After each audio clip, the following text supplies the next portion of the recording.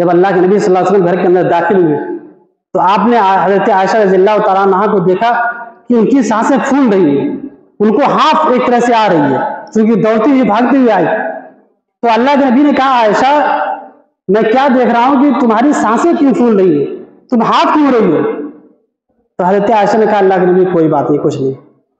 تو اللہ کے نبی صلی اللہ علیہ وسلم نے کہا لَتُخْرِجَنِّي أَوْ لَيُخْرِجَنَّ اللَّطِيفُ الْخَبِيرُ، اے عائشہ تم مجھے بتاؤ گی یا پھر وہ اللہ جو باریک بین اور نہایت باخبر ہے، جو ہر ایک چیز کا خبر رکھنے والا ہے، تم مجھے بتاؤ گی یا میرا اللہ بتا دے گا مجھے؟ تو حضرت عائشہ نے کہا میرے ماں باپ آپ پر قربان ہو، اے اللہ کے نبی صلی اللہ علیہ وسلم یہ ماجرا تھا، میں آپ کے پیچھے آپ کے ساتھ گئی تھی. تو اللہ کے نبی نے کہا اچھا وہ تمہارا سایہ تھا جو میرے سامنے تھا میں نے دیکھا؟ کہا اللہ کے نبی صلی اللہ علیہ وسلم میں ہی تھی. تو حضرت عائشہ بیان کرتی ہے کہ اللہ کے نبی صلی اللہ علیہ وسلم نے اپنی ہتھیلی سے میرے سینے پہ ہلکی مار ماری اور میں نے اس کی تکلیف کو محسوس کیا. اور اس کے بعد اللہ کے نبی صلی اللہ علیہ وسلم نے کہا اَظَنَنْتِ أَنْ يَحِيفَ اللَّهُ عَلَيْكِ وَرَسُولُهُ، کیا اے عائشہ کیا تم یہ گمان کر رہی ہو کہ اللہ اور اس کے رسول تمہارے اوپر ظلم کریں گے؟ اور اس کے بعد پھر اللہ کے نبی صلی اللہ علیہ وسلم نے وہ واقعہ ذکر کیا کہ میں بیقی کے اندر کیوں گیا. تو اللہ کے نبی صلی اللہ علیہ وسلم نے بیان کیا، مسلم شریف آپ پڑھیے، اس کے اندر آپ کو یہ حدیث ملے گی کہ اللہ کے نبی صلی اللہ علیہ وسلم نے حضرت عائشہ سے کہا کہ میرے پاس جبرائیل آئے، تم سو رہی تھی، جبرائیل میرے پاس آئے اور دروازے پر آئے تو وہیں سے انہوں نے آہستہ سے مجھے پکارا، مجھے بلایا تم سے چھپاتے ہوئے، تو میں بھی تم سے چھپاتے ہوئے میں نے ان کا آہستہ سے جواب دیا. اور وہ اندر اس لیے نہیں آئے کیونکہ تم اپنے زائد کپڑے نہیں پہنے تھی، اتار چکی تھی، اس لیے وہ اندر حضرت جبرائیل اندر نہیں ہے، داخل ہوئے گھر کے اندر. اور انہوں نے آہستہ سے مجھے بلایا تو میں نے آہستہ سے ان کا جواب دیا اور باہر گیا. تو حضرت جبرائیل نے مجھ سے کہا کہ اللہ کے نبی صلی اللہ علیہ وسلم نے آپ کو حکم دیا ہے کہ آپ بقی والوں کے لیے مغفرت کی دعا کریں. آپ بقی والوں کے لیے مغفرت کی اللہ رب العالمین سے دعا کریں. اس لیے میں بقی کے اندر گیا اور میں نے وہاں پر اللہ سے بقی والوں کے لیے مغفرت کی دعا کی. یہ پورا واقعہ صحیح مسلم شریف کے اندر بالکل اسی طریقے سے موجود ہے. اب اس حدیث کے اندر نہ حضرت عائشہ نے کسی تاریخ کا ذکر کیا کہ آیا وہ کون سا مہینہ تھا یا کون سی تاریخ تھی، اور نہ اللہ کے نبی صلی اللہ علیہ وسلم نے کوئی اس کی خاص فضیلت بیان کی کہ آج فلاں تاریخ ہے اور آج کی رات اللہ نے مجھے حکم دیا ہے اس لیے اس کی بڑی فضیلت ہے. حدیث کے اندر صرف یہی جو میں نے آپ کے سامنے پورا واقعہ بیان کیا، یہی اس کے اندر نہ مہینے کا ذکر ہے اور نہ ہی تاریخ کا ذکر ہے. تو اس واقعے کو جو اللہ کے نبی قبرستان گئے تھے اس میں بڑھا چڑھا کر کے شیطان کی پیروی کرتے ہوئے اس میں یہ بڑھا دیا گیا کہ یہ 15ویں شعبان تھی، رات کی تاریخی تھی اور اللہ کے نبی صلی اللہ علیہ وسلم قبرستان گئے تھے، لہٰذا 15ویں شعبان کو قبرستان جانا چاہیے، یہ سنت سے ثابت ہے. یاد رکھیے 15ویں رات کو قبرستان جانا یہ سنت کے خلاف ہے. اللہ کے نبی صلی اللہ علیہ وسلم کی جو حدیث ہے وہ یہ ہے کہ زورو قبورہا، کہ تم قبروں کی زیارت کرو، تم قبروں کی زیارت کرو اس لیے کہ اس سے تمہیں تمہاری موت یاد آئے گی، اس لیے کہ اس سے تمہیں تمہاری آخرت یاد آئے گی. آپ صلی اللہ علیہ وسلم نے قبروں کی زیارت کرنے کا حکم دیا ہے، لیکن کسی خاص دن میں جا کر کے یا کسی خاص رات کو اس کے لیے بنا لینا اور اس رات جانا قبرستان اور اس کو اجر و ثواب سمجھنا یہ چیز غلط ہے، بدعت ہے، اور انسان یہ عمل کرنے والا گنہگار ہوتا ہے، گنہگار ہوتا ہے اور یہ نبی کے اوپر جھوٹا تہمت لگاتا ہے، الزام لگاتا ہے کہ نعوذ باللہ اللہ کے نبی صلی اللہ علیہ وسلم سے یہ عمل ثابت ہے. لہٰذا انسان خود بھی گنہگار ہوتا ہے اور اپنے گھر والوں کو بھی اگر اس کی تلقین کرتا ہے تو گھر والوں کو بھی گمراہ کرتا ہے.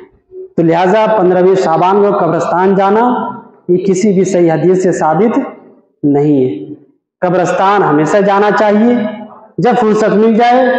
ماں باپ قبرستان کے اندر دفن ہیں، گھر کے لوگ دفن ہیں، ان کے لیے مغفرت کی دعا کرنے کے لیے جب موقع مل جائے فوراً چلے جانا چاہیے. کسی خاص دن کے بہت سارے لوگ عید و بقرعید کے دن چلے جاتے ہیں کہ آج عید بقرعید کا دن ہے، چلو باپ کی قبر پہ چلے جاتے ہیں، ماں کی قبر پہ چلے جاتے ہیں، ان کے لیے مغفرت کی دعا کر لیتے ہیں. پورے سال ان کو ماں کی محبت کا پتہ نہیں چلتا ہے، ماں کی یاد نہیں آتی ہے، باپ کی نہیں یاد آتی ہے. لیکن عید اور بقرعید کا یا 15ویں شعبان کی رات آتی ہے تو ماں باپ کی یاد آ جاتی ہے۔ تو میرے بھائیوں، والدین سے محبت الگ چیز ہے، ان کے لیے مغفرت کی دعا کرنا قرآن و حدیث کے اندر ثابت ہے، ثبوت ملتا ہے کہ جائیں قبرستان، ان کے لیے مغفرت کی دعا کریں، لیکن کسی خاص رات کو متعین کر لینا کہ اللہ کے نبی سے ثابت ہے۔ میرے بھائیوں، اللہ کے نبی صلی اللہ علیہ وسلم سے ثابت نہیں ہے۔ آپ گئے قبرستان، لیکن آپ نے اس رات کی کوئی تعین نہیں کی، آپ نے ڈیٹ نہیں بتلائی کہ وہ کون سی تاریخ تھی، بس اللہ رب العالمین نے حکم دیا، آپ گئے اور ان کے لیے مغفرت کی دعا کی۔ اور اسی طریقے سے شعبان کے تعلق سے یہ بھی بیان کیا جاتا ہے کہ 15ویں شعبان کو اللہ رب العالمین جیسی مغرب کے بعد عربی جو تاریخ ہوتی ہے وہ بدل جاتی ہے۔ تو یہ حدیث گڑھی گئی اللہ کے نبی کے اوپر کہ اللہ کے نبی نے کہا کہ 15ویں شعبان کی رات اللہ رب العالمین آسمان دنیا پر آتا ہے اور کہتا ہے کہ ہے کوئی میرا بندہ جو مجھ سے دعا کرے میں اس کی دعا قبول کروں، ہے کوئی میرا بندہ جو مجھ سے رزق مانگے میں اس کو رزق عطا کروں، ہے کوئی میرا بندہ جو مجھ سے اپنی بیماری سے چھٹکارا مانگے میں اس کو شفا دوں، ہے کوئی میرا بندہ جو مجھ سے سوال کرے میں اس کو عطا کروں، یہاں تک کہ فجر طلوع ہو جاتی ہے، یہاں تک کہ فجر طلوع ہو جاتی ہے۔ یہ حدیث بھی گڑھی گئی کہ اللہ کے نبی صلی اللہ علیہ وسلم نے کہا کہ 15ویں شعبان کو اللہ رب العالمین سے، حالانکہ اس کے مقابلے میں صحیح حدیث کیا ہے وہ میں آپ کے سامنے بیان کرتا ہوں، اس پر غور کیجیے۔ صحیح روایت حدیث کے اندر آتا ہے کہ اللہ کے نبی صلی اللہ علیہ وسلم نے فرمایا کہ اللہ رب العالمین ہر رات، صرف 15ویں شعبان کو نہیں، ہر رات سال کے 365 دن، یعنی آج کی رات جو ہم نے گزاری، کل پرسوں آنے والی بھی، ہر رات اللہ رب العالمین آسمان دنیا پر آتا ہے۔ کس وقت آتا ہے؟ رات کے تہائی حصے میں، یعنی رات کا آپ 3 حصہ کریں، 2 حصہ جب ختم ہو جاتا ہے، پورا ہو جاتا ہے، جب تیسرا حصہ شروع ہوتا ہے تب اللہ رب العالمین آسمان دنیا پر آتا ہے اور اللہ رب العالمین آواز دیتا ہے کہ ہے کوئی میرا بندہ جو مجھ سے مانگے میں اس کو عطا کروں، ہے کوئی میرا بندہ جو مجھ سے مغفرت طلب کرے میں اس کو بخش دوں۔ اور اللہ کے نبی صلی اللہ علیہ وسلم فرماتے ہیں کہ اللہ رب العالمین تہائی حصے میں آتا ہے اور یہ ندا لگاتا ہے، یہ آواز دیتا ہے اور یہ اس وقت تک رہتا ہے اللہ رب العالمین یہاں تک کہ فجر طلوع ہو جاتی ہے، فجر روشن ہو جاتی ہے۔ تو یہ اللہ رب العالمین کسی خاص ایک رات میں نہیں آتا ہے، بلکہ اللہ رب العالمین پورے سال ہر رات اللہ رب العالمین آسمان دنیا پر آتا ہے کہ میرا بندہ اٹھے اور مجھ سے مانگے، مجھ سے سوال کرے، جو اس کی ضروریات ہے مجھ سے مانگے، میں اس کی ضرورت کو پورا کروں۔ تو یہ صحیح جو روایت ہے ہمیں اس پر عمل کرنا سمجھ میں نہیں آتی، کیوں؟ اس لیے کہ ہماری نیت خراب ہو رہی ہے، لیکن شیطان نے جو لوگوں کے دلوں میں ڈال دیا اور شیطانی کام کرنے والوں نے جو بیان کر دیا، گڑ دیا کہ بس 15ویں شعبان کی رات آئے، اس رات آ کر کے اللہ کی بات کر لو اور اللہ سے خوب مانگ لو، بس اللہ رب العالمین ڈائریکٹ تمہیں جنت میں داخل کر دے گا۔ ہم یہ سمجھتے ہیں، اس لیے پوری سال ہمیں عبادت کی توفیق نہیں ہوتی ہے اور ان گڑھی ہوئی راتوں میں ہم خوب جم کر کے ہم اللہ کی عبادت کر لیتے ہیں۔ میرے بھائیوں، یہ عبادتیں ہمارے کسی کام آنے والی نہیں ہیں۔ یاد رکھیے، یہ عبادتیں جو نبی کی طرف منسوب کی جاتی ہیں، حالانکہ نبی نے نہیں بیان کیا ہے، تو یہ عبادتیں قیامت کے دن ہمارے منہ پہ مار دی جائیں گی اور اللہ رب العالمین فرشتوں سے کہے گا لے جاؤ، گھسیٹتے ہوئے جہنم کے اندر داخل کر دو۔ کیوں؟ اس لیے کہ انہوں نے دین کا نقشہ بدل دیا تھا، نبی کی تعلیمات پر عمل کرنے کے بجائے شیطان کے نقش قدم پر انہوں نے عمل کیا، اس لیے انہیں جنت کی نہیں بلکہ جہنم کی ضرورت ہے، اللہ جہنم کے اندر داخل کر۔ اسی طریقے سے ایک آخری حدیث شعبان کے تعلق سے، 15ویں شعبان کے تعلق سے، کہ 15ویں شعبان کی رات کو قبروں کی زیارت کی جاتی ہے اور پھر اگلے دن کا روزہ رکھا جاتا ہے، اگلے دن کا روزہ رکھا جاتا ہے۔ پچھلے سال بھی میں نے بیان کیا تھا، اس کے بعد کچھ لوگوں نے بھی روزہ رکھا تھا اور گھر کی عورتوں نے بھی روزہ رکھا تھا۔ یاد رکھیے، اس روزے کا ثبوت کہیں بھی حدیث کے اندر نہیں ملتا۔ 15ویں شعبان رات کو قبرستان جانا اور پھر اگلے دن کا روزہ رکھنا، اس کا ثبوت حدیث کے اندر نہیں ملتا۔ لہٰذا اگر کوئی روزہ رکھتا ہے یہ سمجھ کر کے کہ اس کی فضیلت ہے آج کی تاریخ میں روزہ رکھنا، تو اس کا روزہ تو قبول نہیں ہوگا، لیکن وہ گناہگار ضرور ہو جائے گا۔ روزہ رکھنے کے باوجود بھی وہ انسان گنہگار ہوگا. کیوں؟ اس لیے کہ اس نے نبی کے طریقے پر عمل نہیں کیا ہے, اس نے شیطان کے بتائے ہوئے طریقے پر اس نے عمل کیا ہے. لہٰذا وہ انسان روزہ رکھنے کے باوجود بھی گنہگار ہوگا. اور راتوں کے اندر نمازیں پڑھی جاتی ہیں, راتوں کے اندر نمازیں پڑھی جاتی ہیں. الصلاۃ الفیہ اس کا نام رکھا گیا. 1000 رکعتیں نماز پڑھی جاتی ہیں, 100 رکعتیں نماز پڑھی جاتی ہیں. اور دوسری حدیث کے مطابق, موضوع اور من گھڑت حدیث کے مطابق, کہ 14 رکعت نماز پڑھی جاتی ہے. حضرت علی رضی اللہ تعالیٰ عنہ کی طرف منسوب کر کے بیان کیا جاتا ہے کہ اللہ کے نبی صلی اللہ علیہ وسلم نے 14 رکعت نماز پڑھی اور اس کے بعد کچھ سورتوں کی تلاوت کی اور کہا جو اس طریقے پر عمل کرتا ہے اللہ رب العالمین ایک نہیں بلکہ کئی حج مقبول کا اس کو ثواب دیتا ہے, اور 1 سال کے نہیں بلکہ 20 سال کے روزے کے برابر اس کو اجر و ثواب دیتا ہے.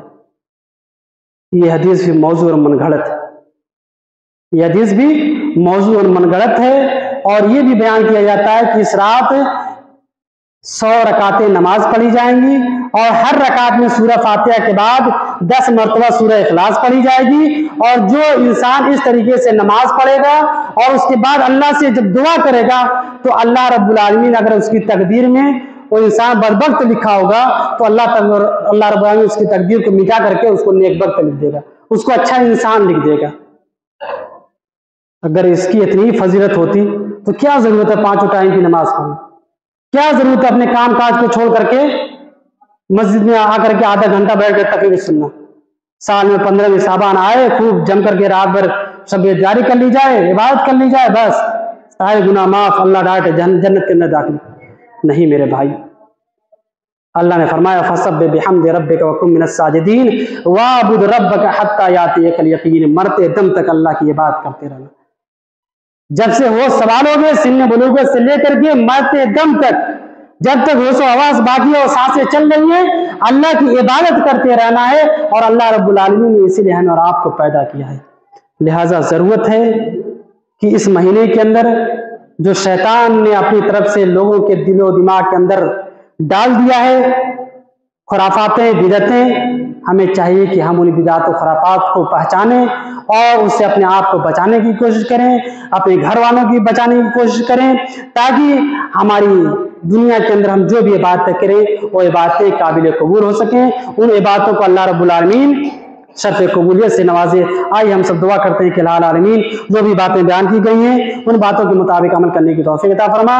الہ العالمین ہم تجھ سے دعا کرتے ہیں کہ شعبان کے اندر جو بدعات و خرافات ایجاد ہیں اے اللہ ان بدعات و خرافات سے ہم سب کی حفاظت فرما. الہ العالمین جو صحیح حدیثیں ثابت ہے جو عمل, اے اللہ ہم تجھ سے دعا کرتے ہیں کہ ان صحیح حدیثوں پر عمل کرنے کی توفیق عطا فرما. 5 وقت کی نماز پابندی کے ساتھ قائم کرنے کی توفیق عطا فرما.